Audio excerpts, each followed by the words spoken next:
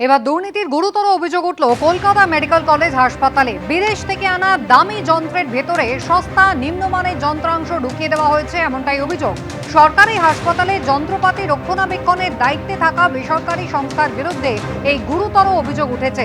বিদেশ থেকে দামি যন্ত্রপাতি আনা হয়েছিল, যার ভেতরে সস্তা নিম্নমানের যন্ত্রাংশ ঢুকিয়ে দেওয়া হয়েছে, যার ফলে বারবার সেই সমস্ত যন্ত্রগুলো খারাপ হয়ে যাচ্ছে, বিকল হয়ে যাচ্ছে। এমনটাই কিন্তু অভিযোগ উঠছে। বিভিন্ন বিভাগের প্রধানরা তারা লিখিত আকারে সেই অভিযোগ জানিয়েছেন হাসপাতাল কর্তৃপক্ষের কাছে। সরকারি হাসপাতালে যন্ত্রপাতি রক্ষণাবেক্ষণের দায়িত্বে যে বেসরকারি সংস্থা রয়েছে তাদের বিরুদ্ধে এই গুরুতর অভিযোগ উঠছে।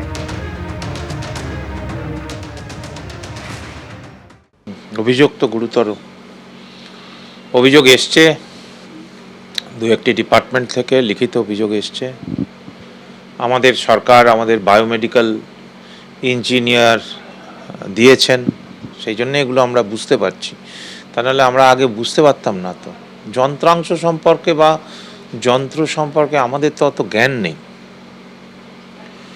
তো বিষয়টাকে আমরা গুরুত্ব সহকারে বিবেচনা করেছি।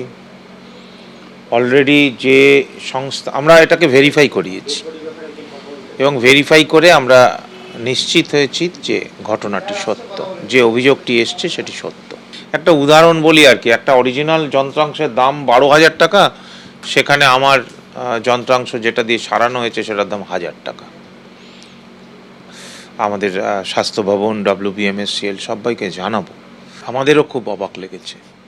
আমরা তো নির্ভরশীল ছিলাম ওই অর্গানাইজেশনের ওপরে, যে তারা যা করছে খুব ভালোই করছে। এখন এই রকম অভিযোগ তো আগে আমরা ফেস করিনি। কথা বলবো, আমাদের প্রতিনিধি সন্দীপ সরকার রয়েছেন আমাদের সঙ্গে টেলিফোন লাইনে। সন্দীপ, সেক্ষেত্রে কতদিন ধরে এ ধরনের বেনিয়ম চলছিল, এখনো পর্যন্ত কি জানা যাচ্ছে? এবং এই সংস্থা যারা অন্যান্য সরকারি হাসপাতালেও একইভাবে টেন্ডারের মাধ্যমে এই যন্ত্র সরবরাহ করে থাকে, নজরদারির দায়িত্বে যারা রয়েছে, সেক্ষেত্রে তাদের বিরুদ্ধে কি বা ব্যবস্থা নেওয়া হবে? দেখো, কোচবিহার থেকে কাকদ্বীপ সরকারি হাসপাতালে যে সমস্ত যন্ত্রপাতি ব্যবহার করা হয়, তা ভেন্টিলেটর হোক কিংবা দামি দামি পরীক্ষা নিরীক্ষার সরঞ্জাম অথবা পেডিয়াট্রিক বিভাগের ওয়ার্মার, কার্ডিয়াক মনিটর, যা যা ব্যবহার হয় যন্ত্রপাতি সরকারি মেডিকেল কলেজ বা সরকারি হাসপাতালে, তার রক্ষণাবেক্ষণের দায়িত্ব দেওয়া হয়েছে টেন্ডারের মাধ্যমে এই সংস্থাকে। সেই টেন্ডারের মাধ্যমে এই বরাত তারা পাওয়ার পর তারা এই রক্ষণাবেক্ষণের কাজ করেন। যন্ত্রপাতি যখন খারাপ হয় বা একটা নির্দিষ্ট সময় অন্তর যখন যন্ত্রপাতির যে মেয়াদ থাকে, তার যে জীবনকাল থাকে, তার মধ্যে পরীক্ষা নিরীক্ষা, মেনটেনেন্স সবটা এরা করে।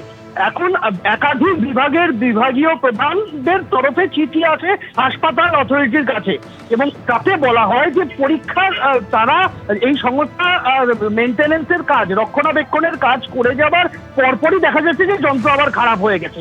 কেন এটা বারবার হচ্ছে? তখন হাসপাতালের যে নিজস্ব ইঞ্জিনিয়াররা রয়েছেন, হাসপাতাল অথরিটি সেই ইঞ্জিনিয়ারদের বলেন যে যন্ত্রগুলো এরকম খারাপ হয়ে গেছে, পরীক্ষা করে দেখা হোক। তখন পরীক্ষা করতে গিয়ে দেখা যায় যে এই কাণ্ড হয়েছে। যে দামি যন্ত্র, সেই দামি যন্ত্র বিদেশি যন্ত্র, তার মধ্যে নিম্নমানের পার্ট ঢোকানো হয়েছে। কি করে এটা হলো? তখন হাসপাতাল অথরিটি তদন্ত কমিটি গঠন করে। সেই তদন্ত কমিটি খুঁজে বার করে যে এই মেনটেনেন্স যারা করছেন, রক্ষণাবেক্ষণকারী সংস্থা, তাদের কাণ্ড এটা। এই অভিযোগ সামনে আসার পর স্বাস্থ্য ভবনকে বিষয়টা জানানো হয়েছে।